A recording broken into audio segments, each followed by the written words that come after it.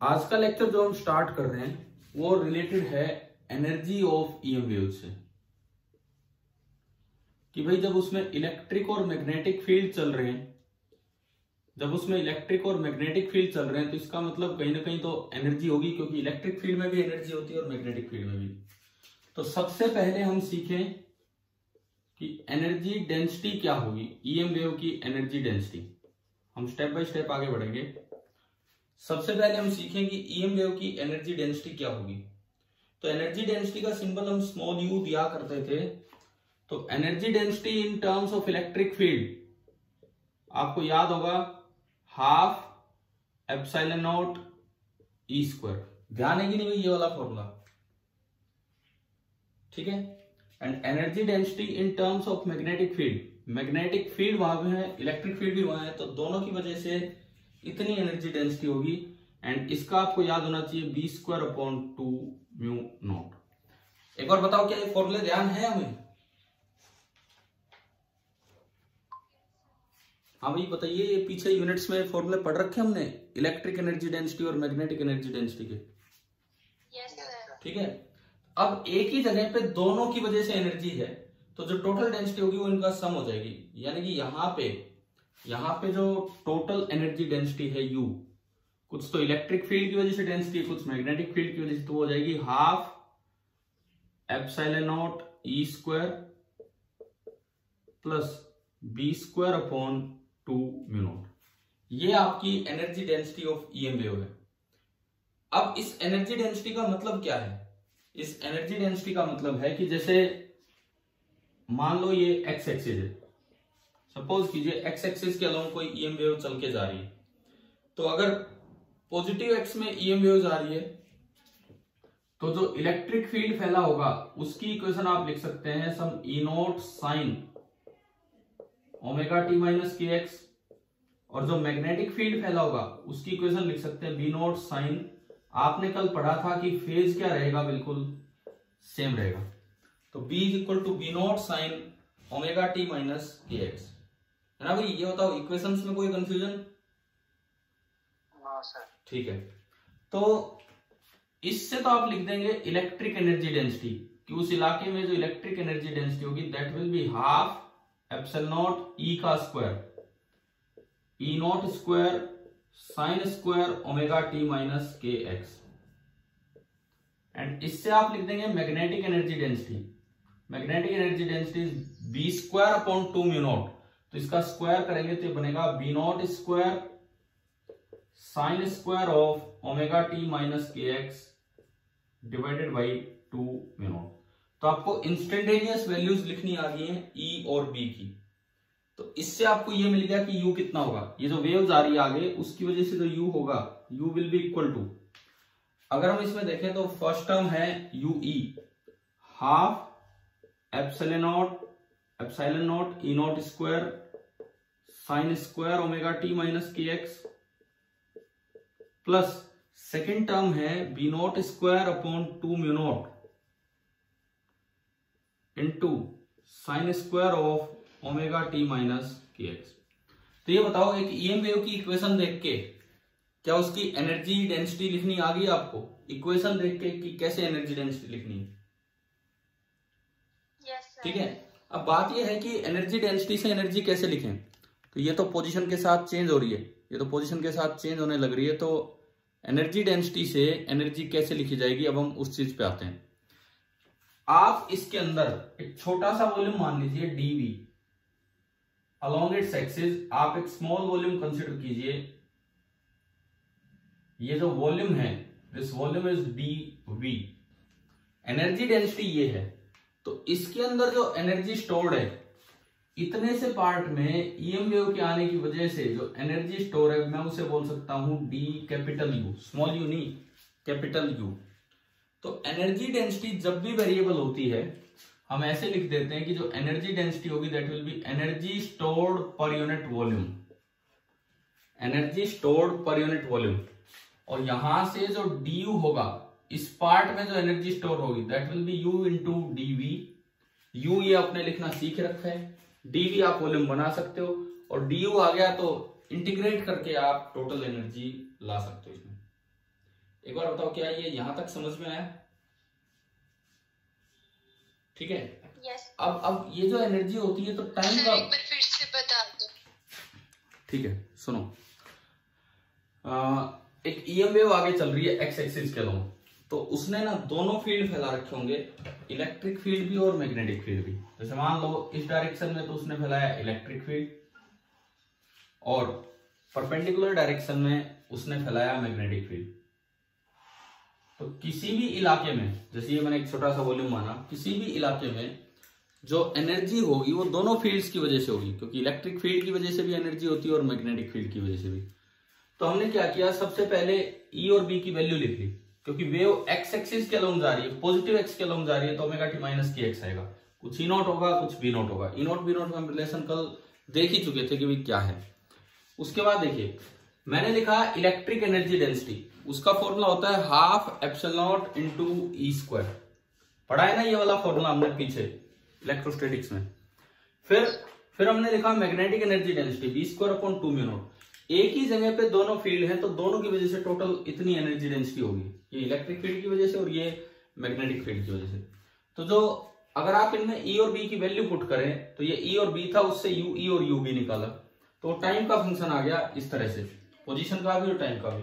अब अगर आपको किसी इलाके में एनर्जी बतानी हो, मान लो उसका वॉल्यूम है डीवी, तो आपने वहां इक्वेशन लिखी, उससे यू लिखा, ये प्लस ये, अब डी यू होता है डी यू बाई डीवी, तो डी यू हो जाएगा यू इंटू डीवी। अब यू तो ये रहा, ये जो इतना पूरा फैक्टर है दिस इज यू, और डीवी एक छोटा सा वॉल्यूम है, तो इस वॉल्यूम के रेस्पेक्ट में इंटीग्रेशन कर देंगे तो टोटल एनर्जी आ जाएगी, जहां से भी जहां तक उन्हें जरूरत होगी वो। ठीक है, पहले तो ये बताओ अभी अप्लाई करेंगे इसे कि यहां तक समझ में आया कि नहीं आया? yes, लेकिन दिक्कत क्या है कि ये टाइम का फंक्शन है, तो जब भी कभी एनर्जी पूछी जाए तो हमें एवरेज वैल्यू दे के आएंगे, क्योंकि ये तो टाइम के साथ बार बार चेंज होगी, कभी बढ़ रही है कभी कम हो रही है। तो ऐसे केस में आरएमएस नहीं, ऐसे केस में आप क्या करेंगे, आप एवरेज वैल्यू की तरफ चलिए कि भाई इसकी एवरेज वैल्यू क्या होगी। तो आप पहले ही निकाल लो इनकी एवरेज वैल्यू। देखो यू एवरेज इस टर्म की एवरेज प्लस इस टर्म की एवरेज, अगर आप पहली टर्म का एवरेज लेते हैं, फर्स्ट टर्म का अगर आप एवरेज लेते हैं, दिख तो रहा है नहीं आपको क्लियर? देखिए इस टर्म का एवरेज लेते हैं तो कांस्टेंट चीज तो बाहर आ जाएगी, हाफ एप्सिलॉन नॉट ई नॉट स्क्वायर, और अंदर बचेगा average of sine square variable angle, एक वेरिएबल एंगल का ये, प्लस सेकेंड टर्म में से B naught square upon 2 mu naught बाहर आ गया, और अंदर बचेगा sine square of omega T minus K X. आप बताओ, हमने एसी वाले चैप्टर में भी पढ़ा था कि साइन स्क्वायर थीटा की एवरेज वैल्यू कितनी होती है अगर थीटा वेरिएबल हो तो? साइन स्क्वायर थीटा की एवरेज वैल्यू कितनी होती है अगर थीटा वेरिएबल हो तो? हाफ। साइन स्क्वायर और कोस स्क्वायर की एवरेज वैल्यू हाफ होती है अगर थीटा वेरिएबल है। तो ये देखो ये क्या बना, ये आपका बना, मैं यहां पे लिखता हूं इसको। So this implies average U this is equal to half, तो इसकी जगह आ जाएगा, तो ये हो गया 1/4 एप्सिलॉन नॉट ई naught square plus 1/4 B naught square upon mu naught. आप बताओ ईएम वेव की वजह से एवरेज एनर्जी डेंसिटी आपको लिखनी आ रही कि नहीं, कैसे लिखिए? ठीक है, बोलो। हम एवरेज वैल्यू की बात करेंगे क्योंकि ये टाइम के साथ बार बार चेंज होगा, तो क्वेश्चन भी आएगा तो अपने आप उसकी एवरेज वैल्यू बतानी। क्लियर हुआ है यहां तक? ठीक है, अब इसको आरएमएस में कन्वर्ट करते हैं। कैसे? आप इसको लिख सकते हैं half epsilon naught E not by √2 का होल स्क्वायर। बताओ ये और ये सेम है कि नहीं? हाँ जी बोलो, सेम है ना, √2 का स्क्वायर 2 बन गए। ऐसे ही इसको भी जब आप लिखेंगे तो हाफ या 1/2 बी नॉट, और ये बनेगा बी नॉट बाई √2 का होल स्क्वायर। दोनों टर्म्स को मैंने बी नॉट बाई √2 और ई नॉट बाई √2 में कन्वर्ट कर दिया। अब मैक्सिमम वैल्यू अपॉन √2 कौन सी वैल्यू होती है? RMS value. इसका मतलब average energy density of EM wave का ये फॉर्मूला बन के आ रहा है, एवरेज एनर्जी डेंसिटी का half epsilon naught E R M S का स्क्वायर प्लस हाफ या 1/2 म्यू नॉट और ऊपर हो जाएगा बी आर एम एस का स्क्वायर। देखो एक एक चीज ध्यान से सीखो। पहले हमने इंस्टेंटेनियस वैल्यू लिखी एवरेज डेंसिटी की, फिर एवरेज वैल्यू पे गए, एवरेज वैल्यू को आरएमएस में कन्वर्ट कर दिया कि एवरेज एनर्जी डेंसिटी आरएमएस की टर्म्स में कैसे लिखी जा रही है। अब सुनो एक और बात, एवरेज वैल्यू आने के बाद आपको इंटीग्रेशन पे नहीं जाना पड़ेगा।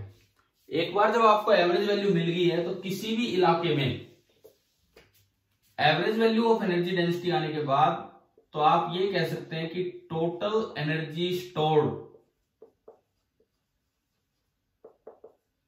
इन अ वॉल्यूम V,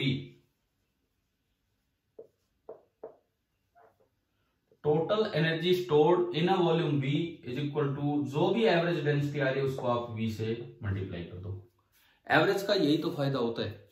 एवरेज आगे तो आप यूं मान सकते हो कि उस पूरे इलाके में ये कांस्टेंट एनर्जी डेंसिटी है, और अगर कांस्टेंट एनर्जी डेंसिटी होगी तो आप उसको उस इलाके के वॉल्यूम से मल्टीप्लाई कर दो, वो टोटल एनर्जी आ जाएगी। नहीं तो टाइम के रिस्पेक्ट में और पोजीशन के रिस्पेक्ट में होता तो हमें इंटीग्रेट करना पड़ता, जो हमारे लिए शायद पॉसिबल भी नहीं हो पाता ये वाला इंटीग्रेशन, क्योंकि दो दो वेरिएबल आ रहे थे।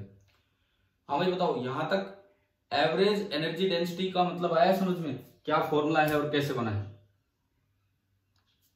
अभी यूज करेंगे तब ये चीजें याद होंगी, क्वेश्चन में यूज करेंगे आज ही। देखो एक बार फिर से देख लीजिए, इंस्टेंटेनियस वैल्यू ये है, ये वाली, लेकिन हमारे काम की होती है एवरेज वैल्यू। कहीं भी एनर्जी डेंसिटी पूछेगा तो एवरेज वैल्यू। अगर इंस्टेंटेनियस वैल्यू से टोटल एनर्जी निकालोगे तो करना पड़ता है इंटीग्रल यू डीवी, जो बड़ा मुश्किल काम होता है। इससे बढ़िया इसकी एवरेज वैल्यू निकाल के ऐसे निकालते हैं और फिर टोटल एनर्जी स्टोर्ड में आपको सीधा मल्टीप्लाई कर दीजिए वॉल्यूम से। क्या ये पॉइंट क्लियर हुआ? ये वाला पॉइंट अभी बोलो, क्लियर है ये चीज? इन टर्म्स ऑफ आरएमएस फॉर्मूला जो एवरेज एनर्जी डेंसिटी है वो ये आ गई। अब कई बार क्या होता है, सवाल में एक ही वैल्यू दी होगी, या तो ई नॉट की या बी नॉट की, तो आप बताओ क्या हम ई नॉट से बी नॉट निकाल सकते हैं?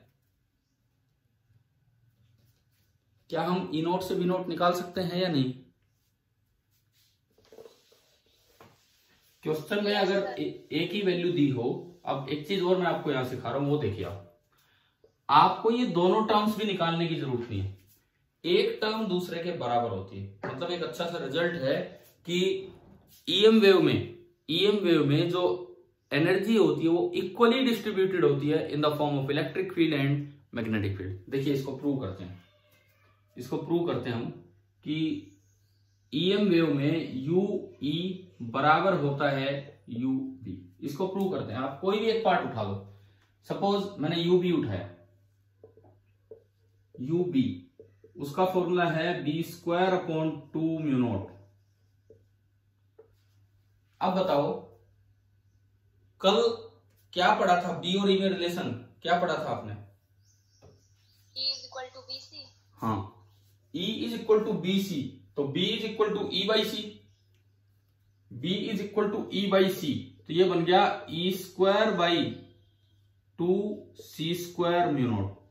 आया समझ में कि नहीं आया बताओ यहां तक? ठीक है। अब कल एक और रिलेशन पढ़ा था, C का formula, speed of EM wave का formula in terms of mu naught and epsilon naught. C क्या होता है? 1/√of mu naught into epsilon naught. पढ़ रखा नहीं हमने? तो यहां से C² करोगे तो 1/म्यू नॉट एप्सिलॉन नॉट हो जाएगा। तो मैंने C² इसमें रखा तो आ गया E²/2 म्यू नॉट, और इसके अलावा 1/म्यू naught epsilon naught. Mu naught से म्यू नॉट गया और एप्सिलॉन नॉट ऊपर गया, तो हाफ एप्सिलॉन नॉट E²। और ये हाफ एप्सिलॉन नॉट E² किसका फॉर्मूला है? ये किसका फॉर्मूला है? यू ई का। तो बताओ क्या ये प्रूव हो गया कि नहीं? U E is equal to U B. हाँ भाई क्लियर है सभी को? ठीक है। अब देखो इससे थोड़ा फॉर्मूला और आगे बढ़ेगा ये, कि जो एवरेज एनर्जी डेंसिटी होती है ईएम वेव की। अब इनके रिजल्ट्स देखो आप। Average energy density of EM wave, पहला फॉर्मूला पीक वैल्यूज की टर्म्स में 1/4 एप्सिलॉन नॉट ई naught square plus 1/4 B naught square upon mu naught square. अभी हमने पढ़ा कि यू ई और यू बी बराबर होता है, यूई और यूबी बराबर होता है, तो आप इसकी जगह भी उठा के ये रख सकते हो। तो ये 1/4 और 1/4 यानी कि इसका डबल, तो ये बन गया हाफ एप्सिलॉन नॉट ई नॉट स्क्वायर। या फिर इसकी जगह उठा के वो रख सकते हो, तो बन गया B naught square upon 2 mu naught. तो in terms of peak values,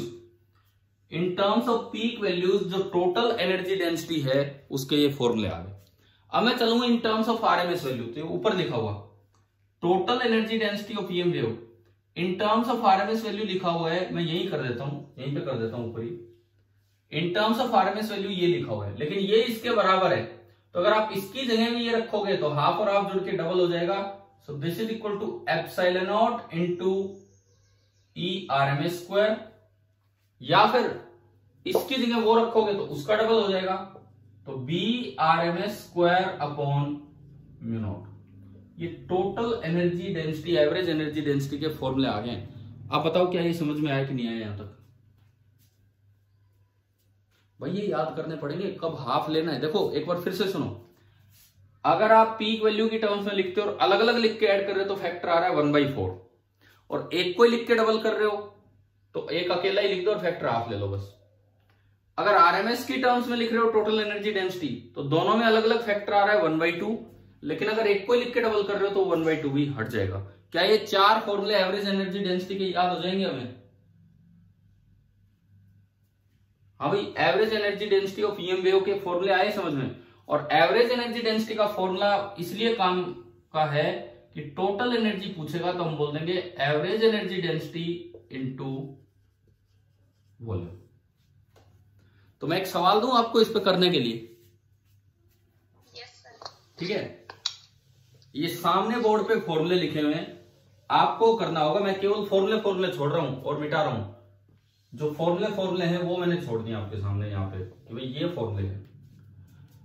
अब देखिए एक क्वेश्चन है,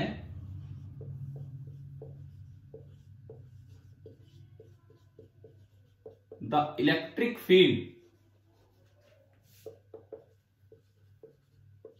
in an EM wave, the electric field in an EM wave is given by,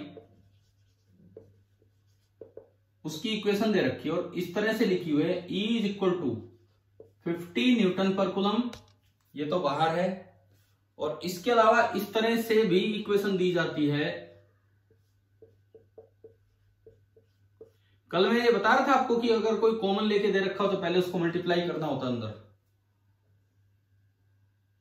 कल बताया था ना ये। देखो ये सी तो कूलम का है, ये वाला सी तो कूलम का है, लेकिन ये वाला सी स्पीड है। अगर आप इसको अंदर मल्टीप्लाई करोगे तो देखो क्या सेम इक्वेशन बनेगी कि नहीं। पहली टर्म क्या बनेगी? ओमेगा टी, और अगली टर्म बनेगी omega by V, omega by C, C उसका वी है। कल हमने वी के बराबर ओमेगा पढ़ा था एक रिलेशन, तो ओमेगा बाई वी हो जाता है के, तो वो के एक्स हो जाएगा। तो ये वही फॉर्म है omega T minus K x जो यहां पे इस तरह से लिख के दी गई है। क्या ये आ गया कि नहीं आया समझ में, बताओ? ठीक है, इक्वेशन दी है इस तरह से। अब आपको बताना क्या है कि फाइंड द एनर्जी कंटेंट, एक कोई पोर्शन दिया जाएगा, उसमें आपको एनर्जी बतानी है। इन ए सिलेंडर, एक सिलेंड्रिकल रीजन है, उसमें एनर्जी आपको बतानी है जिसका कि जो क्रॉस सेक्शन एरिया है 10 सेंटीमीटर स्क्वायर है, एंड उसकी जो लेंथ है that is 50 centimetre along x axis, 50 centimetre along x axis. आज ये क्या क्वेश्चन आ गया कि नहीं आया समझ में? क्या दिया है? देखो ये इक्वेशन दे दी और बस ये सवाल है और उधर सब कुछ बता रखा है। आप कीजिए, आप पूरे चाहे 5 मिनट लगाओ, आप इसे कीजिए, मैं यही हूं, आप कीजिए।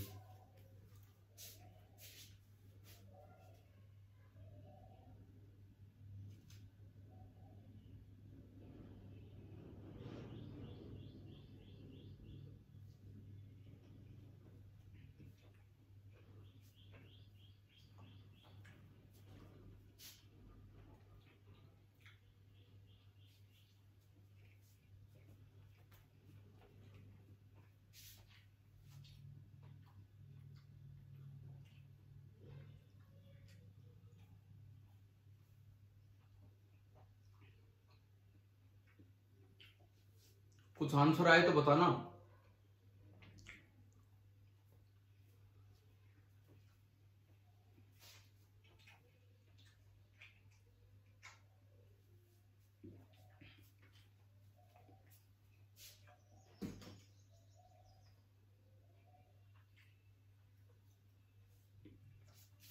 कौन सा फॉर्मूला यूज करें ये बताओ एक बार, कौन सा फॉर्मूला यूज करें?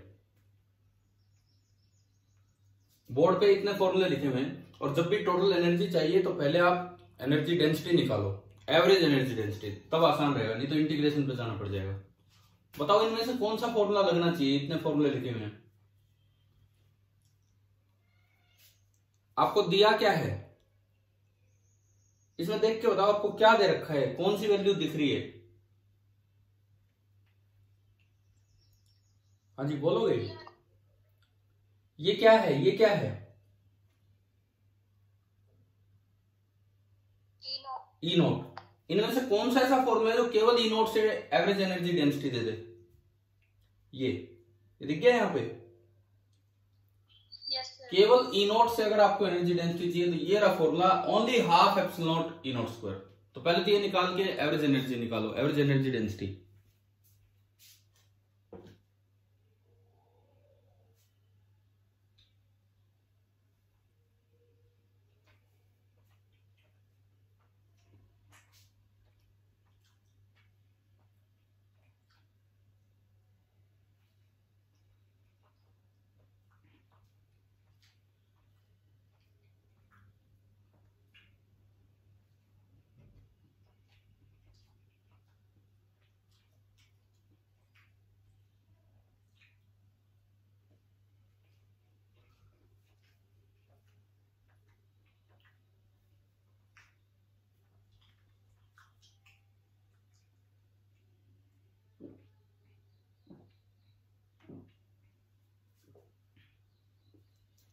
अभी क्या एवरेज एनर्जी डेंसिटी आ गई आपकी वैल्यू?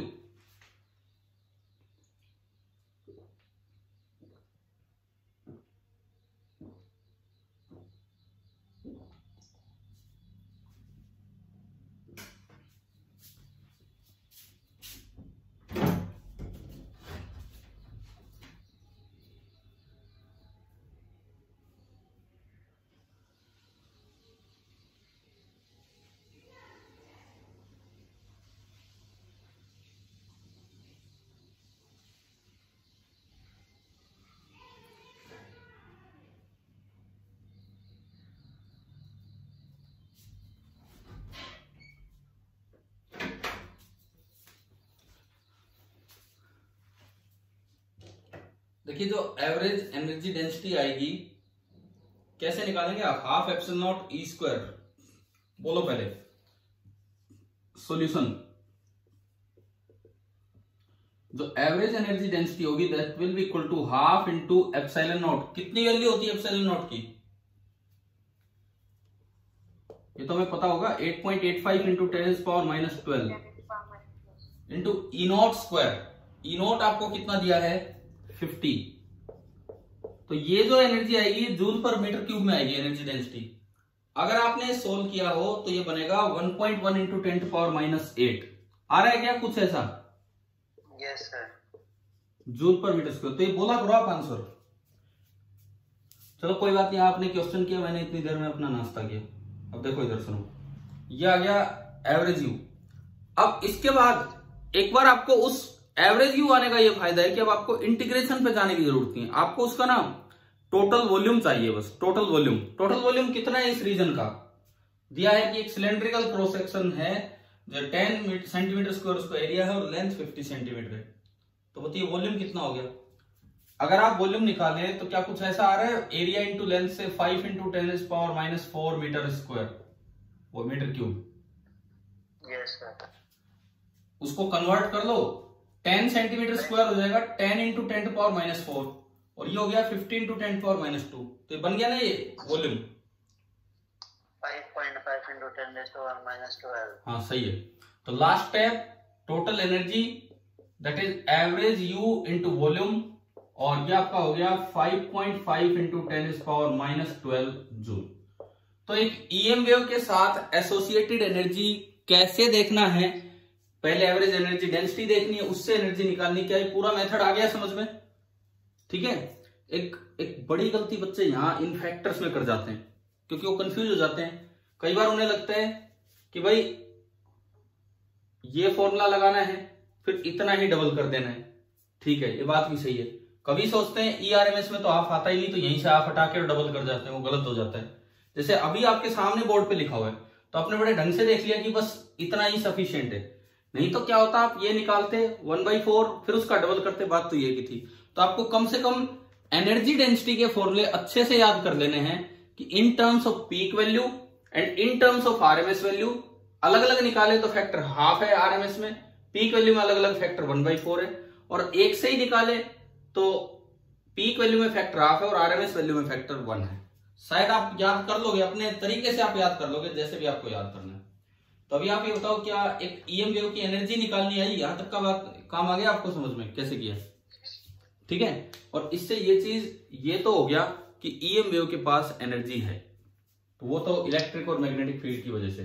कोई दिक्कत हो किसी बच्चे को तो इसमें पूछ लो, अगर कुछ भी पूछना है तो यहाँ। ठीक है, अब एनर्जी वाले काम को ही आगे बढ़ा रहे हैं।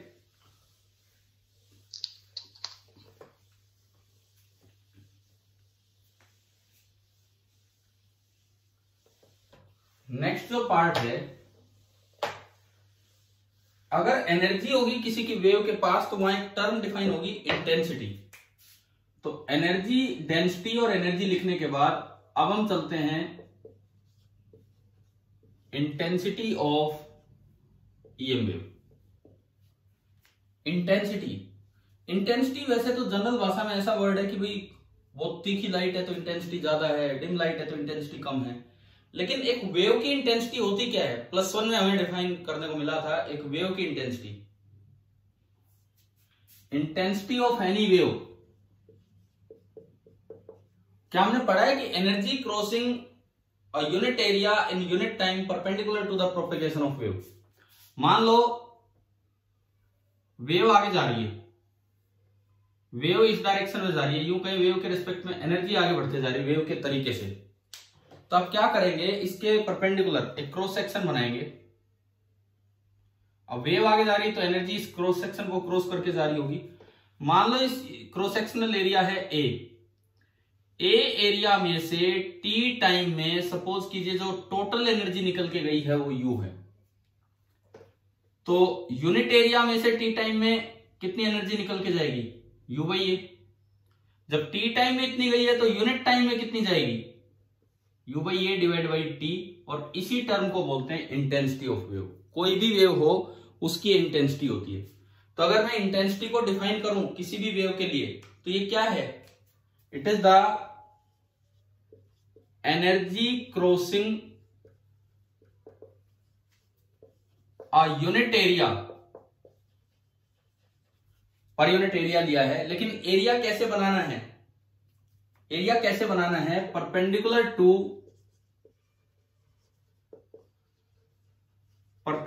To the direction of propagation of wave. जो भी वेव है उसके परपेंडिकुलर आपने एक एरिया बनाया, उसमें यूनिट एरिया में कितनी एनर्जी निकली है इन यूनिट टाइम, उसी को बोलते हैं वेव की इंटेंसिटी। उसी देखो इंटेंसिटी एक बड़ी इंपॉर्टेंट टर्म है। आगे आगे वेव ऑप्टिक्स आना है, ड्यूअल नेचर आना है, सब में ये चीजें यूज होंगी। बड़ा अच्छा टॉपिक है। तो इंटेंसिटी का मतलब हमें क्लियर होना चाहिए कि energy crossing a unit area in unit time, चाहे EM वेव हो और चाहे कोई भी वेव हो, ये इंटेंसिटी है। अब पहले मैं आपको फॉर्मूला बता दूं कि EM वेव की इंटेंसिटी या किसी भी वेव की इंटेंसिटी का फॉर्मूला होता है एवरेज एनर्जी डेंसिटी। क्या हमने अभी एवरेज एनर्जी डेंसिटी निकालनी सीख ली है पिछले टॉपिक में, है ना? उस एवरेज एनर्जी डेंसिटी को आप वेव की स्पीड से मल्टीप्लाई कर दो, और EM वेव की स्पीड को वैक्यूम में हम C से रिप्रेजेंट कर रहे हैं, तो ये एक्सप्रेशन होता है इंटेंसिटी ऑफ अ वेव का। इंटेंसिटी ऑफ EM वेव का पर्टिकुलरली ये एक्सप्रेशन होगा। कैसे आएगा अभी करते हैं। पहली बात देखो, हम स्टेप बाय स्टेप आगे बढ़ रहे हैं। सबसे पहले हमने एवरेज एनर्जी डेंसिटी निकालना सीखा, उससे अब हम इंटेंसिटी की तरफ चल रहे हैं। तो एवरेज एनर्जी डेंसिटी के बाद अब हम इंटेंसिटी पे गए, तो कुछ भी नहीं करना, जो आया उसको C से मल्टीप्लाई कर दो। जैसे अभी आपने पिछला क्वेश्चन किया था, सेम मैं वही चीज फिर से दे दूं। मैं एक बार इसके प्रूफ से पहले क्वेश्चन पे जा रहा हूं। कुछ ऐसी इक्वेशन थी, E = 50 न्यूटन पर coulomb into sine of omega into T minus X by C. हाँ भाई यही थी ना इक्वेशन, अभी जो EM वेव दी थी उसकी इक्वेशन, ठीक है। अब पूछ ले कि उस वेव की इंटेंसिटी बताओ, तो आपको कुछ भी तो नहीं करना, इंटेंसिटी पूछी होती आपसे तो average energy density into C करना है। एवरेज एनर्जी डेंसिटी आपने सबसे पहला स्टेप किया था उसमें, और वो निकल के आई थी 1.1 इंटू 10⁻⁻8। ध्यान है, अभी किया था ये क्वेश्चन, है ना। और ये थी जूल पर मीटर स्क्वायर में। कुछ भी तो नहीं करना, C से मल्टीप्लाई करना है, इसको C से मल्टीप्लाई कर दो तो 3 इंटू 10⁸ मीटर पर सेकंड। ये जूल पर मीटर क्यूब में थी, मीटर पर सेकंड। 1 मीटर से 1 मीटर गया, कितना आ गया देखो, 10⁸ से 10⁸ भी कैंसिल हो गया, 3.3 जूल पर मीटर स्क्वायर और सेकंड। यही बचा ना यूनिट, देख लो आप, जूल पर मीटर स्क्वायर और सेकंड। और जूल पर सेकंड को आप वॉट भी लिख सकते हैं, तो इंटेंसिटी की यूनिट ये भी होती है वॉट पर मीटर स्क्वायर। तो आप बताओ कि किसी भी EM वेव की इंटेंसिटी निकालनी आ गई आपको, कैसे निकालना है बोलो। हमने तो जस्ट उसी क्वेश्चन को आगे बढ़ा दिया इसके लिए, क्योंकि अभी किया था। प्रूफ करवाता तब तक आप ये सवाल भूल जाते, तो इसीलिए मैंने पहले क्वेश्चन ही करवा दिया। ये 3.3 है, यही कह रहे थे, कुछ और बोल रहे हो? हाँ ठीक है।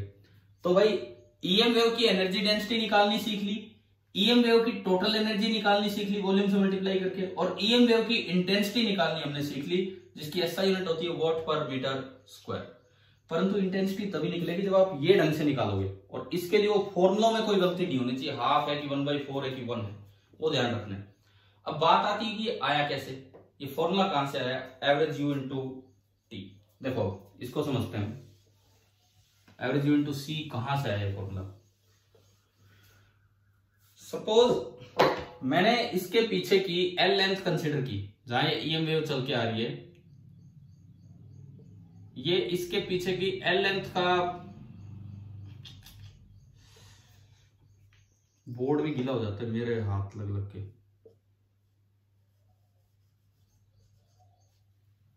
ये इससे पीछे की L लेंथ कंसिडर की, तो आप ये बताओ इस L लेंथ में कितनी एनर्जी स्टोर्ड है। इस L लेंथ इतने वॉल्यूम कितना है इस ब्लू पार्ट का, A इंटू L, और मान लो एवरेज एनर्जी डेंसिटी है एवरेज U, तो इतने इलाके में जो टोटल एनर्जी स्टोर्ड है कैपिटल U, उस कैपिटल U को मैं लिख सकता हूं average U into A into L। पहले तो ये बताओ क्या ये समझ में आया, ठीक है। ये आगे बढ़ रही है वेव C स्पीड से, तो ये L लेंथ वाली एनर्जी इस एरिया को कितनी देर में क्रॉस करके निकलेगी। भाई ये जो पोर्शन है ये इतना आगे कितनी देर में आएगा, मतलब ये लास्ट वाला पॉइंट भी यहां कब आ जाएगा, वेव की ये वाली एनर्जी यहां कब पहुंचेगी। लेंथ कितनी L, स्पीड कितनी C, तो टाइम कितना लगेगा यहां से वहां तक वेव को पहुंचने में। मैं कह रहा हूं कि वेव आगे बढ़ती जा रही तो एनर्जी आगे बढ़ती जा रही। इस छोटे से वॉल्यूम की एनर्जी ये है, इस वॉल्यूम की एनर्जी को यहां पहुंचने में, मतलब इस एरिया को क्रॉस करने में कितना समय लगेगा, मतलब ये पोर्शन L आगे पहुंच जाए तो कितना टाइम लगेगा इसको, L/C। तो अब देखो आप इस पे फोकस करो, ये जो पार्ट है इस पे फोकस करो। अगर मैं इसको देखता हूं तो energy crossing area A in time L/C, मैं छोटे लिखता हूं तो दिख जाते हैं आपको, वैसे मैं बोल तो रहा हूं साथ साथ। Energy crossing area A in time L/C बराबर कितनी एनर्जी क्रॉस करके गई है, ये U है, कैपिटल U। तो अब मैं वही अपना यूनिटरी मेथड लगाऊं कि A एरिया में L/C टाइम में जो एनर्जी निकली है दैट इज U।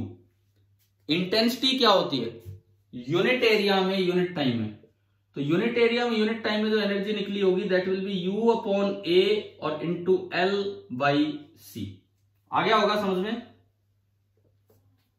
है ना भाई।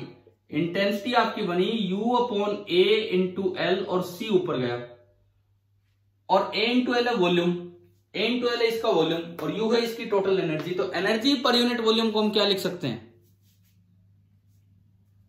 क्या बन गया ये part, energy per unit volume. या फिर यहां से देखो, ये हमने अभी लिखा था, यहां से अगर आप U बाई AL करते हो तो एवरेज U बन गया। तो ये जो इंटेंसिटी निकल के आई ये आ गया एवरेज U इंटू स्पीड। और आप किसी भी वेव के लिए बात याद रखो कि intensity of the wave is equal to average energy density अगर उसमें एनर्जी है, और इंटू C उसकी स्पीड या V। फॉर्मूला ऐसे प्रूफ कोई नहीं पूछता है, ये तो एक स्टेप का प्रूफ है, ये तो एक बस लॉजिक है कि इसकी डेफिनेशन को हमने अप्लाई किया है, ये कोई प्रूफ थोड़ी है बहुत बड़ा। लेकिन न्यूमेरिकल आ सकते हैं, जैसे मैंने पिछले सवाल को कंटिन्यू किया इस तरीके से। एवरेज एनर्जी डेंसिटी के 3-4 फॉर्मूले आपको समझ में आ ही गए होंगे क्या क्या थे, है ना। और उनकी मदद से C से मल्टीप्लाई करते ही इंटेंसिटी ऑफ EM वेव आ जाएगी। तो अभी बताओ क्या intensity of EM wave clear है कि नहीं है? ठीक है। अब देखिए इंटेंसिटी से मैं आगे बढ़ता हूं, एक बार हम इसके क्वेश्चन पे आते हैं। एनसीईआरटी का एक सोल्ड एग्जांपल है, उस पे हम आते हैं। इंटेंसिटी और इनसे रिलेटेड ही है।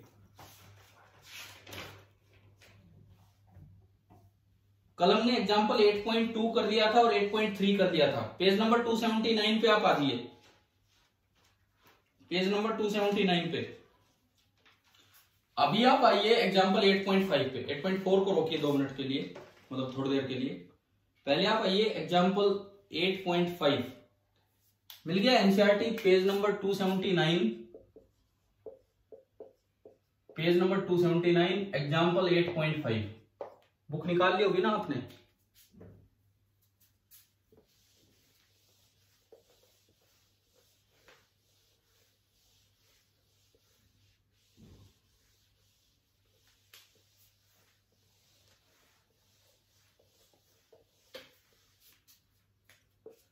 पेज नंबर 279 और हम हैं एग्जांपल नंबर 8.5 पे। इसमें क्या कहता है सुने। Calculate the electric and magnetic field produced by the radiation coming from A 100 watt bulb at a distance of 3 meter and assume that the efficiency of the bulb is 2.5% and it is a point source। कई बातें इसने दे दी। ये कोई source है जो point source है, ये जो भी सोर्स है ये एक पॉइंट सोर्स है। इसको इलेक्ट्रिकल पावर तो मिल रही है 100 वॉट, लेकिन इसकी एफिशिएंसी केवल 2.5% है। तो जो लाइट बन के निकलेगी वो 100 वॉट नहीं, कितनी पावर की निकलेगी लाइट? इसको इलेक्ट्रिकल पावर तो मिल रही है 100 वॉट, परंतु इसकी एफिशिएंसी केवल 2.5% है। तो इसका काम है लाइट बनाना। तो यानी कि 100 वॉट का केवल कितना वोट ये लाइट में कन्वर्ट कर पा रहा है?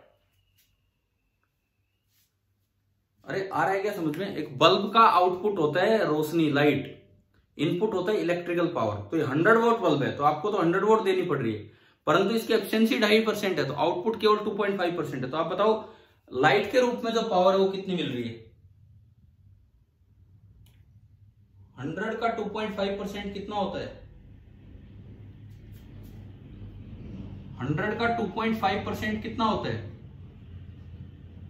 2.5 वोट। क्या ये आया यहां तक समझ में कि नहीं आया? बोलो भाई बोलो।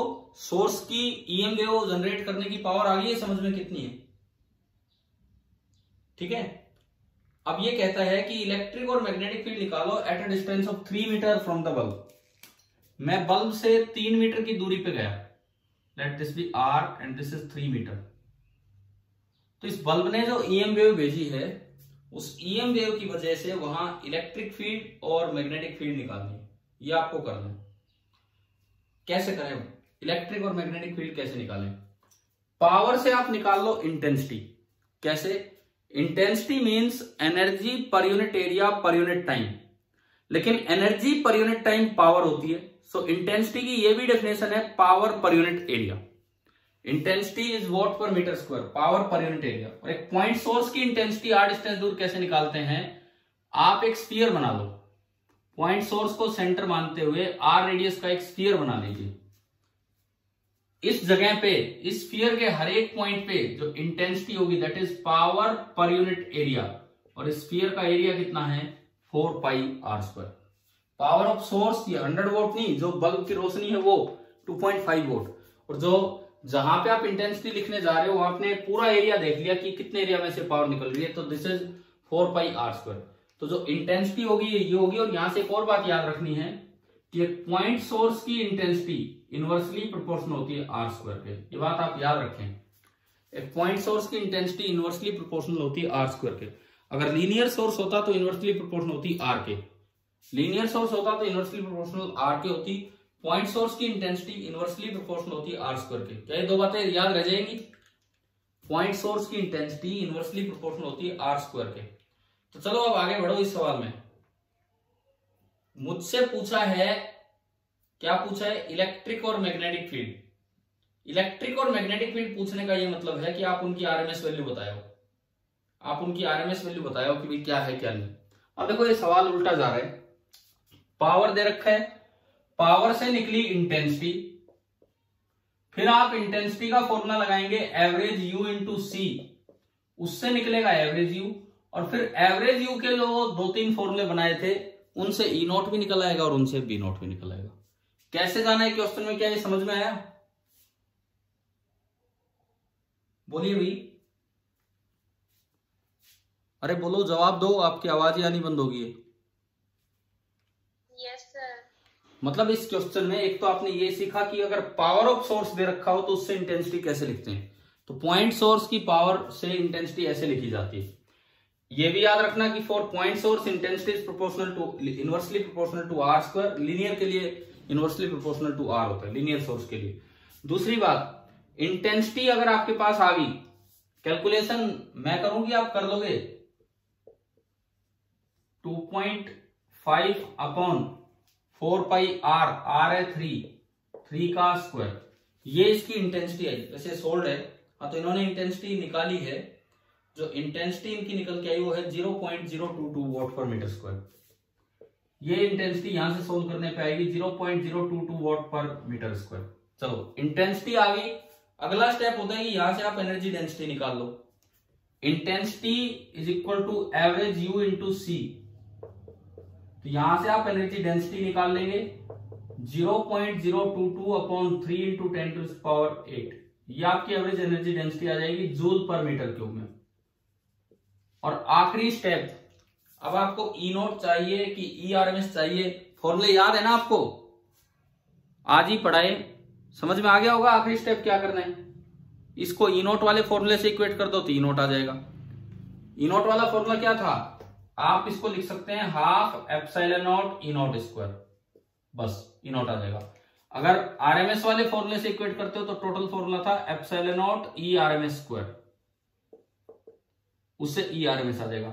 ऐसे बी नॉट निकाल सकते हो, ऐसे बी आरएमएस निकाल सकते हो। तो भाई बताओ, क्या ये क्वेश्चन समझ में आया कि नहीं आया? Yes sir.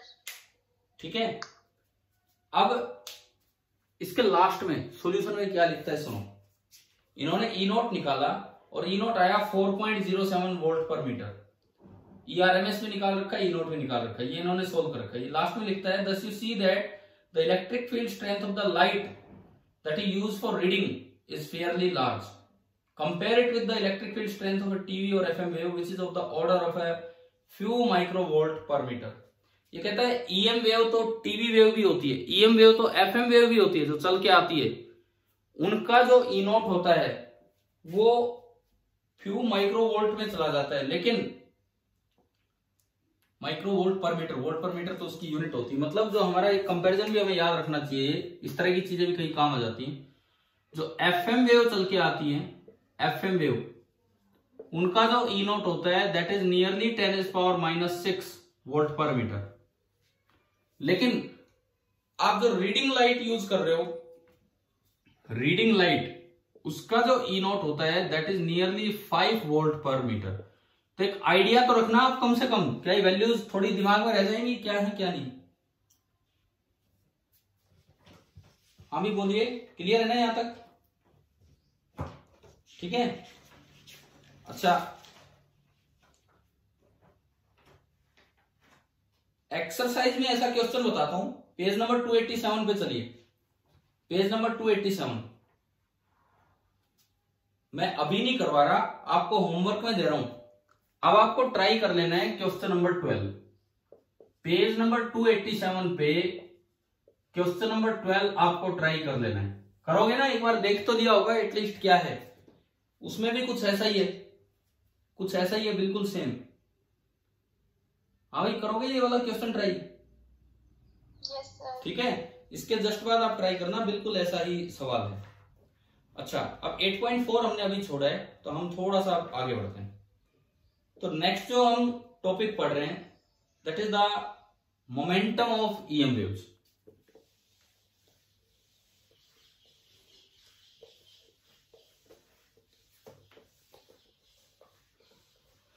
देखो, हमने पहले पढ़ी energy density of EM wave, उससे एनर्जी निकाली वो एवरेज वैल्यू से। फिर पढ़ा इंटेंसिटी ऑफ ईएम वेव, और अब जो हम पढ़ रहे हैं ये भी एक बहुत अच्छा टॉपिक है, मोमेंटम ऑफ ईएम वेव्स,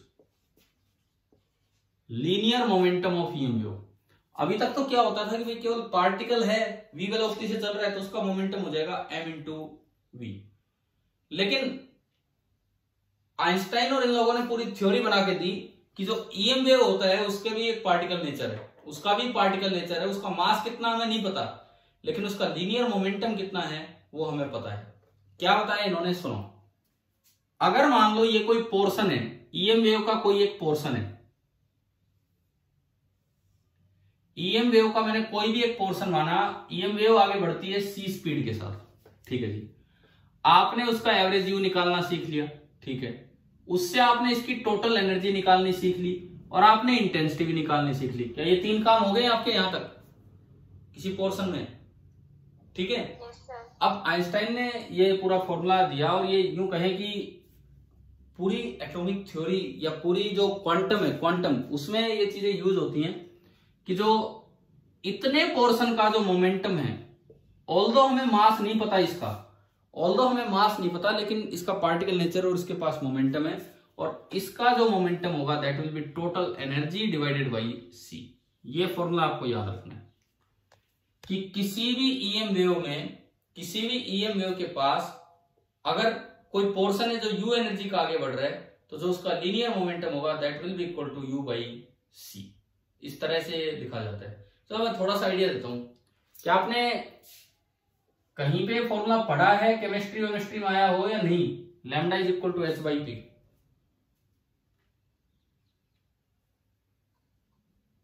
हाँ भाई, ये फॉर्मूला आया क्या कहीं केमिस्ट्री में या नहीं? कहीं भी नहीं आता है। yes, पक्का प्लस वन में आया था ये वाला formula, lambda is equal to H by P. हम पढ़ेंगे आगे मॉडर्न फिजिक्स में, और ये क्वांटम वाला पार्ट लेके चलेंगे, उसमें हम पढ़ेंगे। अब लैम्डा एच बाई पी है, तो यहां से पी कितना हो गया? P is equal to H by lambda. आप C से ऊपर नीचे मल्टीप्लाई कर दो, तो ये बन गया H C by lambda into 1 by C.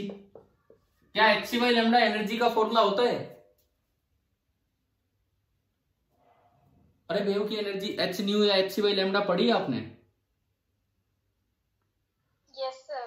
तो इसको मैं एनर्जी लिख रहा हूं U, तो P बराबर आ गया U बाई सी। कोई प्रूफ नहीं है इसका, मैं तो एक आइडिया देने का बता रहा हूं कि किस तरह से वही केमिस्ट्री वाले रिलेशंस हैं, lambda H by P and energy H C by lambda, तो उनको आपस में रिलेट करते हैं।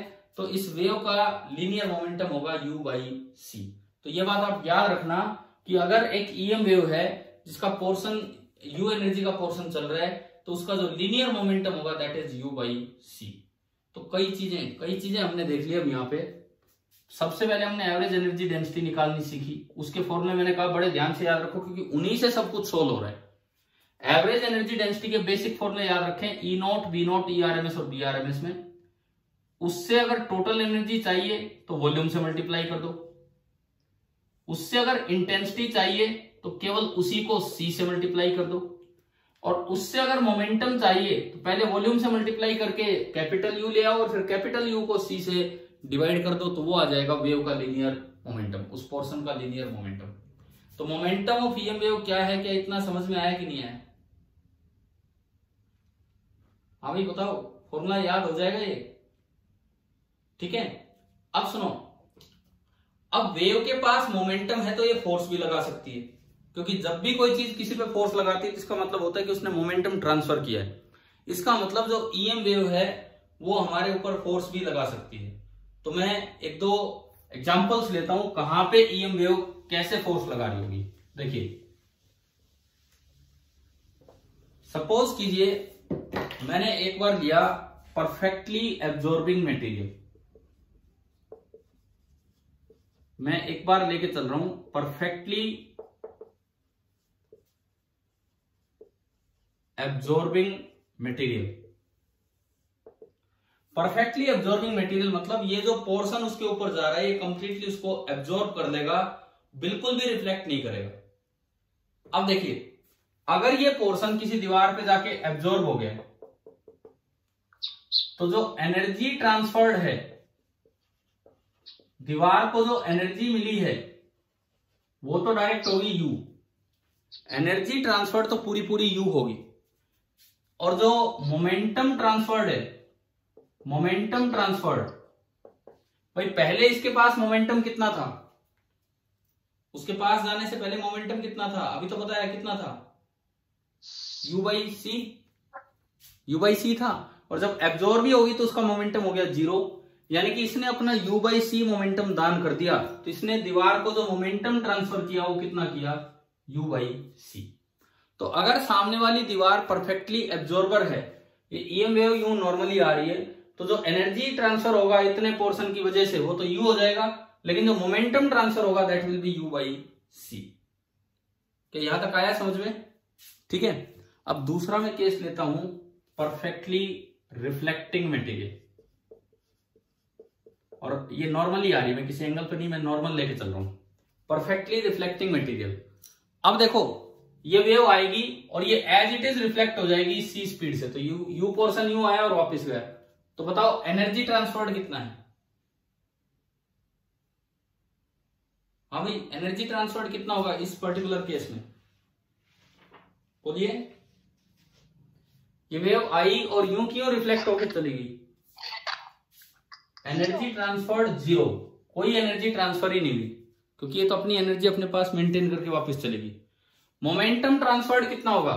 ये वो है जैसे दीवार बोल के टकराई, दीवार पी मोमेंटम से गई, पी से वापस आ गई, तो मोमेंटम चेंज उसका 0 होता है कि 2p होता है?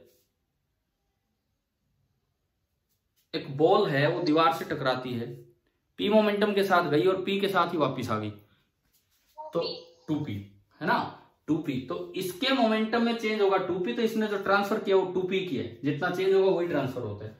तो इस बार जो मोमेंटम ट्रांसफर होगा that will be 2u by C. तो अब दो केसेस दिमाग में रखें, क्या कि अगर परफेक्ट एब्जॉर्बर मटेरियल है तो पूरी एनर्जी ट्रांसफर हो जाएगी, मोमेंटम ट्रांसफर होगा u बाई सी।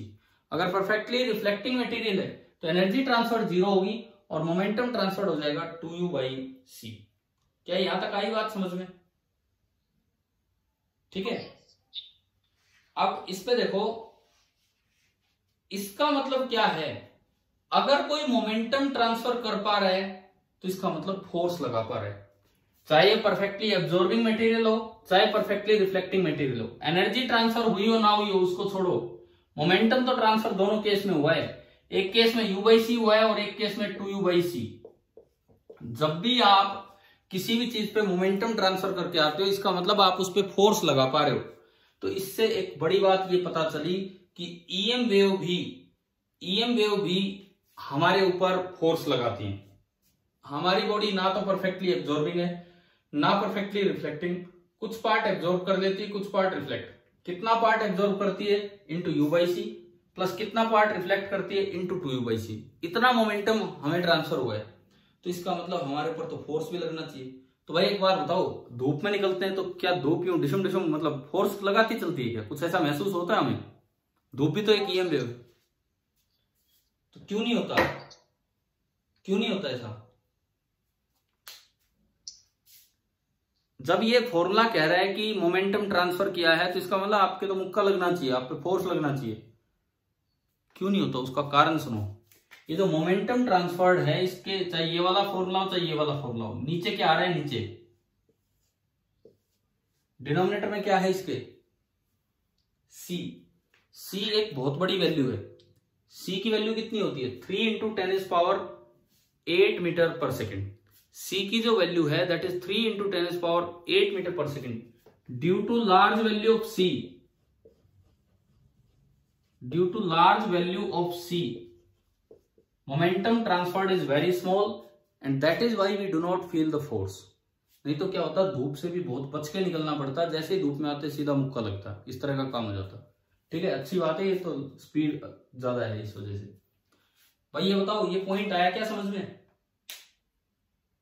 ठीक है, अब आप एक बार पेज नंबर 278 निकालो। पेज नंबर 278 बुक खोल रखी है ना आप लोगों ने? पेज नंबर 278 सबसे ऊपर से ही हम पढ़ना स्टार्ट करते हैं। भाई बोलो एक बार, क्या आप पहुंच गए यहाँ पे जहां लिखा है when the sun shines on your head? 278 मैंने लिखा बोर्ड पे, पेज नंबर 278 मिल गया ना? Yes sir. अब सुनो, मैं एक लाइन पढ़ता हूँ और समझाता हूँ। When the sun shines on your hand, जब आपके हाथ पे धूप आती है, you feel the energy being absorb, your hand gets warm. भाई क्या आपके हाथ गर्म नहीं हो जाते थोड़ी देर धूप में रखे रहे तो? Yes sir. ठीक है, तो इसका मतलब एनर्जी ट्रांसफर हो रही है, इसका मतलब एनर्जी ट्रांसफर हो रही है, तो ये तो हम महसूस कर पा रहे हैं। Electromagnetic waves also transfer momentum to your hand, ये भी हमने अभी सीखा कि इलेक्ट्रोमैग्नेटिक वेव जो है वो मोमेंटम भी ट्रांसफर करती है। ठीक है, but because C is very large the amount of momentum transfer is extremely small and you do not feel the pressure और you do not feel the force. तो क्या ये लाइन आ गई ना समझ में? एक एक लाइन ही तो मैं पढ़ा रहा हूं आपको यहाँ पे कि मोमेंटम भी ट्रांसफर हो रहा है। ऐसा नहीं कि हमें खाली एनर्जी मिल रही, हमारे हाथ पे फोर्स भी लग रहा है, परंतु मोमेंटम ट्रांसफर्ड बहुत कम है और फोर्स होता है momentum transferred per unit time. C की बड़ी वैल्यू होने की वजह से मोमेंटम ट्रांसफर कम है, तो इस वजह से हमें फोर्स या प्रेशर फील नहीं हो पाता है।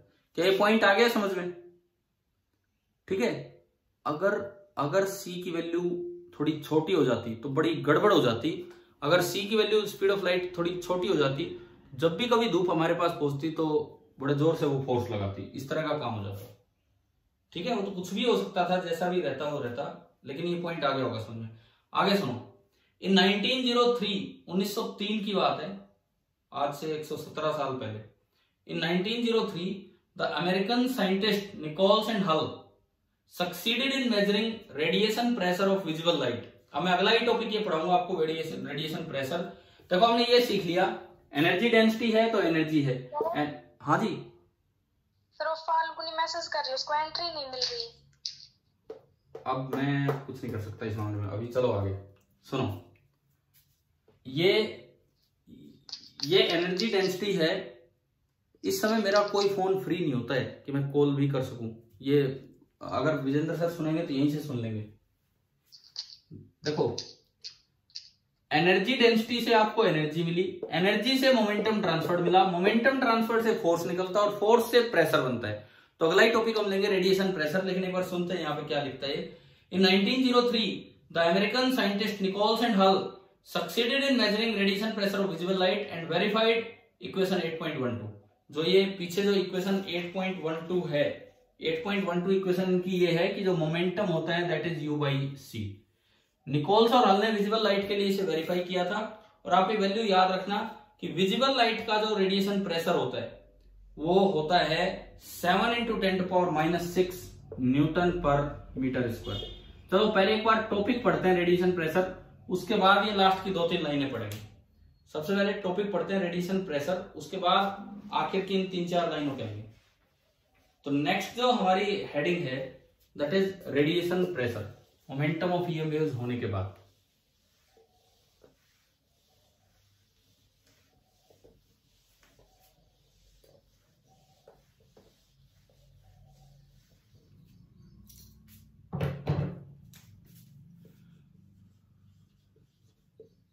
रेडिएशन प्रेशर, वैसे क्या लग रहा है कि थ्योरेटिकल चैप्टर है? Yes sir. क्यों? इसमें लगातार आज की जितनी देर 1 घंटा हो गया हमें पढ़ते पढ़ते, थ्योरी तो कम है, क्वेश्चन ज्यादा है। इसमें किसी भी चीज पे क्वेश्चन बन सकता है। आज कौन सा थ्योरी पार्ट आया आप बताओ? हमने सीखा एवरेज एनर्जी डेंसिटी कैसे निकालते हैं, उस पर कोई भी सवाल बन के आ जाए, फॉर्मूला याद रखना है। उससे सीखा कि इंटेंसिटी कैसे निकालते हैं, उन पे क्वेश्चन लिए। मोमेंटम कैसे निकालते हैं वो देखा। अब चल रहे फोर्स, फिर प्रेशर। तो इसमें तो कोई ऐसा पार्ट तो है ही नहीं। इससे ज्यादा थ्योरी तो पिछले चैप्टर्स में आती है। यहां तो लगातार न्यूमेरिकल टाइप टॉपिक चल रहे हैं। रेडिएशन प्रेशर क्या होता है? Radiation pressure the force exerted by, radiation pressure का मतलब है the force exerted by EM wave. ये फोर्स क्यों लगाया होगा? ये अभी हमने पढ़ा कि due to transfer of momentum, the force exerted by EM wave, momentum transfer होने की वजह से per unit surface area, per unit surface area is called the radiation pressure. Per unit surface area is called the radiation pressure. क्योंकि EM wave के पास ई और B हैं, इसलिए उसके पास एवरेज एनर्जी डेंसिटी है। इसलिए किसी भी पोर्शन में एनर्जी है, एनर्जी है तो यू बाई सी से मोमेंटम है, और जब भी कहीं टकराएगी तो मोमेंटम ट्रांसफर करेगी। और कितने एरिया पे टकराई है, कितना मोमेंटम ट्रांसफर हुआ है, that is called radiation pressure. तो ये होता है आपका रेडिएशन प्रेशर। रेडिएशन प्रेशर का मतलब आ गया है ना समझ में? ठीक है। अब अगर हम इनके एक्सप्रेशंस निकालें, तो सबसे पहले मैं लेता हूं radiation pressure on perfectly absorbing material. आपने कोई ऐसी सरफेस लिया, वहां पे ईएम वेव गई है on perfect absorber. Radiation pressure on perfect absorber, सबसे पहले हम ये ले रहे हैं। तो देखो रेडिएशन प्रेशर का तो मतलब है फोर्स पर यूनिट एरिया, उस एरिया पे जाके रोशनी टकराई होगी, तो ये सब। अब फोर्स को आप लिख सकते हैं change in momentum upon time taken, है ना भाई, न्यूटन लॉ से, delta P by delta T. अब डेल्टा पी अगर परफेक्ट एब्जॉर्बर है तो यू बाई सी, और परफेक्ट रिफ्लेक्टर होता तो 2u बाई सी। तो ये बना 1 by A into U by C और into delta T. 1 by A into U by C into delta T. अब c इंटू डेल्टा टी क्या है? डेल्टा टी टाइम में वेव कितना आगे बढ़ी है, डेल्टा टी टाइम में वेव कितना आगे बढ़ी है, उसे मैं डेल्टा एल बोल देता हूं। तो u is equal to a into delta l बोलो चाहे एल बोलो, कि भाई डेल्टा टी टाइम में वेव कितना आगे गई है, दैट इज डेल्टा एल। और a इंटू डेल्टा एल उस छोटे से पार्ट का वॉल्यूम होगा, a इंटू डेल्टा एल उस छोटे से पोर्शन का वॉल्यूम होगा, so that is delta v। And energy per unit volume, and energy per unit volume, this is energy density. और एनर्जी डेंसिटी का formula in terms of e naught half epsilon naught E naught square, in terms of b naught square upon 2 mu naught. तो radiation pressure का तो यार formula ही वो निकल के आ गया, रेडिएशन प्रेशर का तो फॉर्मूला ही वो निकल के आ गया जो किसका फॉर्मूला है, एनर्जी डेंसिटी का। बताओ परफेक्ट एब्जॉर्बर के केस में समझ में आया रेडिएशन प्रेशर क्या होता है, कैसे निकालते हैं? हाँ जी बोलिए। देखो एक बार फिर से सुन लीजिए, ये सामने कोई परफेक्टली एब्जॉर्बिंग दीवार है, एक लाइट पार्ट चल के आ रहा है, कोई भी एक पार्ट चल के आ रहा है जिसमें कुछ एनर्जी स्टोर होगी U। मान लो ये लेंथ है L, ये लेंथ L है या डेल्टा L बोल लो। तो इस इतने पोर्शन को यहां आने में, इस दीवार के पास आने में टाइम लगा डेल्टा टी, तो डेल्टा टी को मैं लिख सकता हूं L बाई सी। हाँ जी भी बोलो, ये आया क्या समझ में यहां तक? बोलिए, ये आ रहा है समझ में? ये पोर्शन इस दीवार पे आके एब्जॉर्ब होगा इतने टाइम में, तो इतने टाइम में जो मोमेंटम ट्रांसफर होगा delta P, that will be U by C. Momentum transfer होगा यू बाई सी। तो जो फोर्स लगेगा, force delta P by delta T, delta P by delta T आप करेंगे तो U by C and divided by L by C, तो C से C cancel हो गया, that is U by L। अब प्रेशर होता है फोर्स अपॉन एरिया, प्रेशर होता है फोर्स अपॉन एरिया, तो आप जब एरिया से डिवाइड करोगे, ये एरिया जितने एरिया में लाइट आगे टकराई है ये एरिया, तो U upon A into L, और A इंटू एल है इसका वॉल्यूम, इतने पार्ट का वॉल्यूम जिसमें एनर्जी U थी, सो this is U by V, और U बाई V होती है एनर्जी डेंसिटी। तो जो एनर्जी डेंसिटी वाले फॉर्मूले हैं वही रेडिएशन प्रेशर का फॉर्मूला हो गया इन टर्म्स ऑफ कब, जब ये परफेक्टली एब्जॉर्बर होगा। बताओ ये वाली बात आई कि नहीं आई समझ में? भाई मैं एक बार फिर बोल देता हूं कि अगर सामने परफेक्ट एब्जॉर्बर है, अगर सामने परफेक्ट एब्जॉर्बर है तो रेडिएशन प्रेशर उतना ही होगा जितना की वेव की एवरेज एनर्जी डेंसिटी है। क्या ये पॉइंट क्लियर हो गया है कि नहीं? ठीक है। दूसरी बात, अगर मान लो सामने परफेक्ट रिफ्लेक्टर हो तो बताओ क्या होगा? अगर सामने वाली दीवार परफेक्टली रिफ्लेक्टर हो तो कहां पे क्या बदलाव होगा? अब जो मोमेंटम ट्रांसफर्ड है वो U बाई सी ना होके कितना हो जाएगा? हाँ जी, 2U बाई सी। तो डेल्टा एफ जब करेंगे, एफ जब करेंगे delta P by delta T, तो यहाँ पे 2U बाई एल आ जाएगा। प्रेशर में भी ये 2 चलेगा, यहां भी ये 2 चलेगा, और यहां भी ये 2 हो जाएगा। तो हमारे पास तो अगर मैं डायरेक्ट रिजल्ट्स की बात करूं तो कुछ इस तरह की बात आ गई है कि अगर परफेक्ट एब्जॉर्बर है तो रेडिएशन प्रेशर बराबर होता है एवरेज एनर्जी डेंसिटी के। अगर परफेक्ट रिफ्लेक्टर है तो रेडिएशन प्रेशर बराबर होगा twice of average energy density के। और आज एवरेज एनर्जी डेंसिटी से ही हमने शुरुआत की थी लेक्चर की, उसी से सारी की सारी चीजें निकलती जा रही हैं। बताइए समझ में आ रहा है कि नहीं यहां तक कैसे हमने ये किया? चलो एक क्वेश्चन लेते हैं, रेडिएशन प्रेशर के ऊपर एक क्वेश्चन लेते हैं। मान लो आपको इंटेंसिटी दी है, सपोज कीजिए ईएम वेव की इंटेंसिटी आपको दी है कि सनलाइट जो अर्थ पे आ रही है उसकी intensity of sunlight on earth वो आपको दी है 1300 watt per metre square. Intensity of sunlight on earth is 1300 watt per metre square. मान लो अर्थ परफेक्ट एब्जॉर्बर है, तो बताओ रेडिएशन प्रेशर कितना है इसका? If earth is perfect absorber है तो आप बताइए कि इसका रेडिएशन प्रेशर कितना होगा। और एक बार मैं लूंगा परफेक्ट रिफ्लेक्टर, तो आप बताइए कि अर्थ पे रेडिएशन प्रेशर कितना होगा इस लाइट की वजह से। बताओ कैसे करें?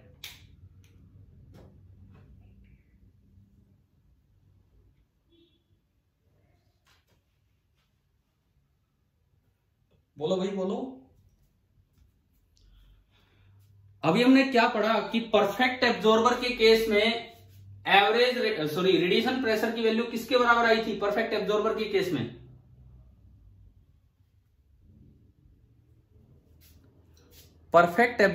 केस में रेडिएशन प्रेशर की वैल्यू किसके बराबर आई थी? एवरेज एनर्जी डेंसिटी के बराबर या उसके डबल के बराबर? परफेक्ट एब्जॉर्बर के केस में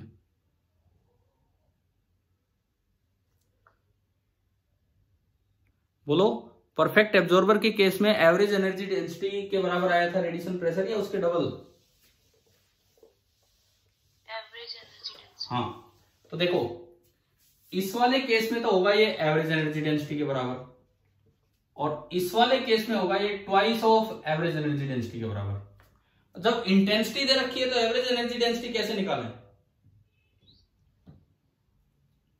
जब आपको इंटेंसिटी दे रखी है तो एवरेज एनर्जी डेंसिटी कैसे निकालें? इंटेंसिटी का फॉर्मूला आज के शुरुआती topic average U into C पढ़ लिया कि नहीं हमने?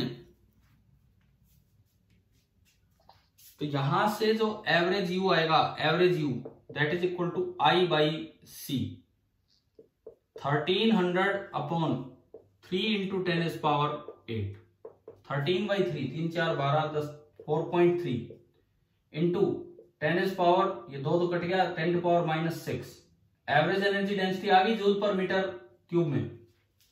ठीक है, तो इस केस में तो जो एवरेज रेडिएशन प्रेशर हो जाएगा वो होगा 4.3 इंटू 10⁻⁻6 पास्कल। और इस केस में जो एवरेज रेडिएशन प्रेशर होगा वो उसका डबल होगा तो 8.6 इंटू 10⁻⁻6 पास्कल। अभी बताओ कि आपको रेडिएशन प्रेशर क्या होता है, क्या ये निकालना है कि नहीं है किसी सरफेस पे? देखो अल्टीमेटली चल क्या रहा है, एवरेज यू निकालना है, उसी से सब कुछ निकल रहा है। एवरेज यू निकालना है, उसी से टोटल एनर्जी आती है वॉल्यूम से मल्टीप्लाई करके, उसी से इंटेंसिटी आती है सी से मल्टीप्लाई करके, उसी से मोमेंटम आता है टोटल एनर्जी को सी से डिवाइड करके, और उसी से रेडिएशन प्रेशर आता है। अगर परफेक्ट एब्जॉर्बर है तो एवरेज यू, और परफेक्ट रिफ्लेक्टर है तो 2 टाइम्स एवरेज यू। शायद आपको ये वाला पॉइंट क्लियर हो गया होगा। ठीक है, अब सुनो, अब हम एक बार लौट के अपनी बुक पे उन्हीं 2 लाइनों पे आते हैं। उन्हीं 2 लाइनों पे देखिए क्या है ये, निकोल्स एंड हल, ये वाली लाइन, उन्होंने रेडिएशन प्रेशर मेजर किया था और विजिबल लाइट का वो आया था 7 इंटू 10⁻⁻6 न्यूटन पर मीटर स्क्वायर या पास्कल। तो हमारा भी तो इतना ही आ रहा है नियरली। भाई इसके और इसके बीच का आ रहा है ना, वो इसके और इसके बीच का आ रहा है 7 इंटू 10⁻⁻6, मतलब ना तो वो परफेक्ट एब्जॉर्बर है और ना वो परफेक्ट रिफ्लेक्टर है, बीच का कोई केस है। तो आप याद रखें कि विजिबल लाइट का जो प्रेशर होता है that is nearly 7 into 10⁻⁻6 Newton पर मीटर स्क्वायर। और फिर इन्होंने इस चीज को अप्लाई करके दिखाया। इसका ये मतलब है कि अगर आप एक surface area low 10 centimetre square का, तो उस पर जो रेडिएशन फोर्स लगेगा वो इतना होगा, क्योंकि प्रेशर इतना है, फोर्स होता है प्रेशर इंटू एरिया, फोर्स होता है प्रेशर इंटू एरिया। आपको एरिया दिया गया है 10 सेंटीमीटर स्क्वायर, धरती पे 10 सेंटीमीटर स्क्वायर एरिया पे जो सनलाइट आ रही है वो कितना फोर्स लगाती है, ये इससे निकलेगा। एरिया है 10 सेंटीमीटर स्क्वायर, 10 सेंटीमीटर स्क्वायर को मीटर स्क्वायर में बदलोगे तो 10⁻⁻4 से गुना होगा, तो 10⁻⁻3 मीटर स्क्वायर। और जो average radiation pressure on earth है वो ये है। तो प्रेशर को जब एरिया से मल्टीप्लाई करोगे तो यानी कि 10 सेंटीमीटर स्क्वायर एरिया पे सनलाइट ने नेग्लेजिबल फोर्स लगाया है, कितना लगाया है 7 इंटू 10⁻⁹ न्यूटन। इसीलिए हमें वो फोर्स फील नहीं हो पाता है। तो आप ये बताओ, ये फोर्स और ये रेडिएशन प्रेशर ये निकालने आगे कि नहीं आए? बोलो भाई बोलो। अरे ठीक है, अब एग्जाम्पल 8.4 पे आओ। अब जो एग्जाम्पल 8.4 है उस पे आप आइए अपनी बुक में, एग्जाम्पल नंबर 8.4 देखो, light with an energy flux of 18 watt per centimetre square. अब फ्लक्स एक नया वर्ड आ गया, चलो एनर्जी फ्लक्स, लेकिन उसकी यूनिट क्या है? उसकी यूनिट तो वही है जो इंटेंसिटी की है। वोट पर मीटर स्क्वायर तो इंटेंसिटी की यूनिट होती थी, पावर पर यूनिट एरिया, तो वही तो यूनिट दी है। तो ये हो जाएगी वोट पर सेंटीमीटर स्क्वायर, उसे हम कन्वर्ट कर ही लेंगे। तो ये आपको एनर्जी फ्लक्स के नाम से intensity they the on a non reflecting surface. Non reflecting मतलब कौन सी है, एब्जॉर्बिंग है कि रिफ्लेक्टिंग है? नॉन रिफ्लेक्टिंग का क्या मतलब है, कैसी सरफेस है ये? एब्जॉर्बिंग। नॉर्मल इंसिडेंस हो रहा है, ठीक है, सीधी लाइट आएगी। If the surface has an area of 20 centimetre square, surface का एरिया दिया है 20 centimetre square, find the average force exerted on the surface during a 30 minute time Spain. 30 minute तक आप वहां रहे, आधे घंटे तक आप वहां रहे, तो इस एरिया पे कितना फोर्स लगा होगा ये आपको निकालना है। इस एरिया पे कितना फोर्स लगा होगा ये हमें देखना है। देखते हैं कैसे निकलेगा।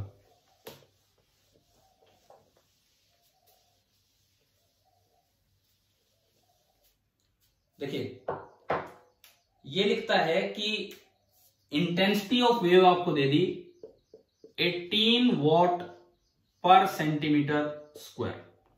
नॉर्मली ये वेव परफेक्टली जाके एब्जॉर्ब हो रही है, और जो एरिया है दीवार पे, जो एरिया है जहां पे ये वेव गई है, ये जो एरिया है, this area is 20 centimetre square. इधर से कोई पार्ट चल के आ रहा है, इतने एरिया पे ये कोई पार्ट चल के आ रहा है, और ये परफेक्टली एब्जॉर्ब हो रहा है जाके, ये चीज है। Find the average force exerted during a 30 minute time Spain. पहली बात, 30 मिनट में कितनी लेंथ आ लेगी? एल का फॉर्मूला होता है C इंटू डेल्टा टी। हाँ भाई, 30 मिनट में कितनी लेंथ का पोर्शन आ लेगा सी इंटू डेल्टा टी, लेंथ का पोर्शन आ चुका होगा इस पे, आ रहा है ना यहां से समझ में, ठीक है। तो इस पार्ट का जो वॉल्यूम होगा, volume that will be area a into length c into delta t, ये आपका आ गया वॉल्यूम। अच्छा, उसके बाद आपको इंटेंसिटी दी गई है, आपको इंटेंसिटी दी गई है, तो उससे आप टोटल एनर्जी निकाल सकते हो। कैसे निकाल सकते हो भाई, इस एरिया पे ये इंटेंसिटी है, इससे आप पावर निकाल सकते हो। जो पावर होगी, इंटेंसिटी होती है पावर पर यूनिट एरिया, तो this will be equal to intensity into area. Power per unit area intensity है, तो जो पावर हो जाएगी that is intensity into area. And power होती है energy per unit time, power आपकी होती है energy per unit time, this is equal to intensity into area. तो आपके पास टोटल एनर्जी आ गई, total energy that is I into A into delta t, कि इस पोर्शन में जो टोटल एनर्जी है वो ये है, इस पोर्शन में जो टोटल एनर्जी है वो ये है। अब टोटल एनर्जी अगर आ गई तो मोमेंटम भी हम लिखना जानते हैं, जो इस पोर्शन का मोमेंटम होगा, momentum transferred that will be U by C, क्योंकि ये परफेक्टली एब्जॉर्बिंग है। तो यू बाई सी जब आप करेंगे तो intensity into area into delta T divided by C, ये आपका आया momentum transferred. And momentum transferred per unit time that is the force, तो फोर्स आपका होगा P बाई डेल्टा टी, तो P जो मोमेंटम ट्रांसफर्ड है बाई डेल्टा टी आप करेंगे तो फोर्स आ गया आई ए बाई सी। एक बार दोबारा से सुनो क्या हुआ है, किस तरह से हम लिख रहे हैं। इस 30 मिनट के अंतराल में इतनी लेंथ आके टकरानी है, इंटेंसिटी आपको दे रखी है, एरिया भी दे रखा है, power per unit area intensity होती है, तो पावर होगी इंटेंसिटी इंटू एरिया। अब पावर होती है एनर्जी पर यूनिट टाइम, मान लो इसमें टोटल एनर्जी यू है और जो टाइम लगा वो डेल्टा टी, तो पावर को मैं लिख सकता हूं energy per unit time that is intensity into area. तो यहां से टोटल एनर्जी आ गई I into A into delta T. तो इस पार्ट का जो मोमेंटम होगा that will be U by C, तो यू बाई सी, और परफेक्टली एब्जॉर्बिंग है तो यही मोमेंटम ट्रांसफर हो जाएगा, परफेक्टली एब्जॉर्बिंग है तो यही आपका मोमेंटम ट्रांसफर हो गया।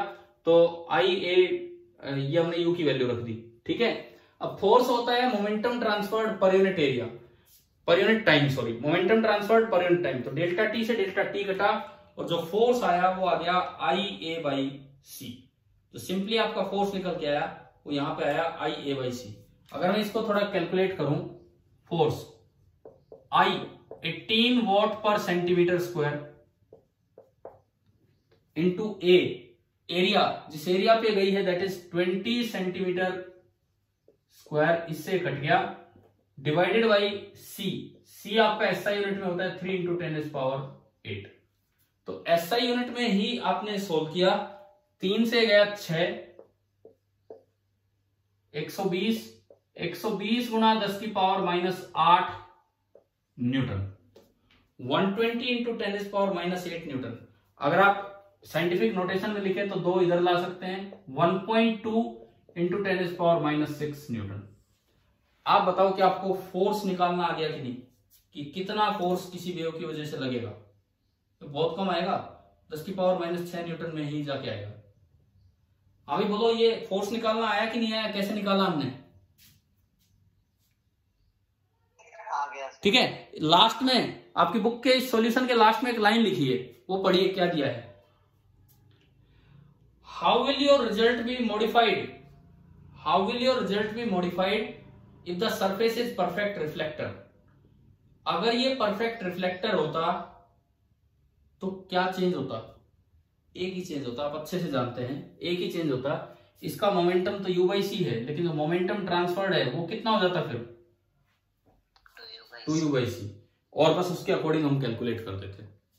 तो भाई ये जो पूरा जो आज जो हमने कवर किया, अभी पूरा नहीं हुआ है चैप्टर, अभी तो ईएम स्पेक्ट्रम बचा हुआ है, अभी पूरा नहीं हुआ है, लेकिन आज जो हमने अभी कवर किया, अभी रेडिएशन प्रेशर तक हम पहुंचे हैं, उसमें न्यूमेरिकल पोर्शन ज्यादा है, हर पार्ट पे न्यूमेरिकल बनेंगे, हर पार्ट पे, थ्योरेटिकल पोर्शन बहुत कम है।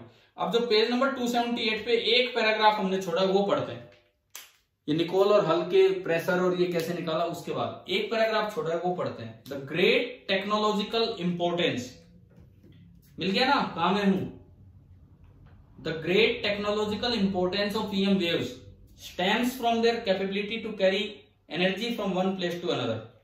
ये सबसे ज्यादा इंपॉर्टेंट ईएम वेव इसीलिए है क्योंकि एनर्जी कैरी करती है। अगर ईएम वेव एक से दूसरी जगह पे जा रही है तो कुछ एनर्जी आप ट्रांसफर करवा पा रहे हो। The radio and TV signals from broadcasting stations carry energy. जहां ब्रॉडकास्टिंग स्टेशन होता है, जहां से वो सिग्नल स्टार्ट होता है और हमारे घर तक वो एनर्जी लेके आता है। Light carries energy from the sun to earth, thus making life possible of the earth. आपने कभी 10th में कोई ये चैप्टर आता है सोर्सेज ऑफ एनर्जी, तो उसमें कहीं पढ़ा होगा sun is the ultimate source of energy, पढ़ा है ना ये। अगर ईएम वेव्स में एनर्जी नहीं होती तो यहाँ जीवन ही पॉसिबल नहीं हो पाता। केवल इस वजह से ही ये जीवन पॉसिबल है क्योंकि सनलाइट में एनर्जी है, क्योंकि ईएम वेव्स में एनर्जी है। तो ईएम वेव्स का ये एनर्जी वाला पार्ट आप बताओ कुछ समझ में आया कि नहीं आया? ठीक है, ठीक है। अब सुनो, इसमें आज की क्लास का एक जरा सा लास्ट पॉइंट मैं बता देता हूं। अभी कल की क्लास, कल मॉर्निंग क्लास और लगेगी, लेकिन फिर भी कल आप टेस्ट के लिए तैयार रहें। ईएम वेव्स में एक अच्छा चैप्टर है, ढंग से पढ़िए इसे, बहुत अच्छा चैप्टर है। क्योंकि इसमें थ्योरी वाले दिन थ्योरेटिकल पार्ट आते हैं, लेकिन आज जैसी क्लास इनमें न्यूमेरिकल्स भी काफी बनते हैं इस तरह से। अब कोई आपसे यूं पूछे कि यार ये प्रेशर क्यों लगा, वेव कैसे प्रेशर लगा सकती है? आपने तो ये बोल दिया कि भाई P है U/C। इसका क्वालिटेटिव रीजन क्या है रेडिएशन प्रेशर का? अगर मैं इस चीज की बात करूं कि रेडिएशन प्रेशर का क्वालिटेटिवली क्या रीजन है, qualitative reason for radiation pressure, कि कोई भी दीवार है, सपोज ये Z एक्सिस है, ये X एक्सिस है और ये Y एक्सिस है, XY प्लेन कोई वॉल है। अब यहां पे किस तरह से फोर्स लगा होगा? मान लो कोई ईएम वेव आई, कोई ईएम वेव चल के आती है, इस तरह की वेव आई कि ऊपर तो इलेक्ट्रिक फील्ड फैला रखा उसने और इस वक्त बाहर की तरफ मैग्नेटिक फील्ड फैला रखा है। ऊपर इलेक्ट्रिक फील्ड, बाहर की तरफ मैग्नेटिक फील्ड, और इस दीवार पे ये ईएम वेव आके टकराती है, इस दीवार पे ईएम वेव आके टकराती है और दीवार के इलेक्ट्रॉन प्रोटॉन अभी रेस्ट पे हैं, या जो भी ये मेटल सरफेस है या कोई भी सरफेस है उसके अभी चार्ज पार्टिकल रेस्ट पे हैं। क्या रेस्ट वाले चार्ज पार्टिकल पे मैग्नेटिक फील्ड फोर्स लगाएगा? क्या मैग्नेटिक फील्ड रेस्ट वाले पार्टिकल पे फोर्स लगाता है कि नहीं लगाता है? बताओ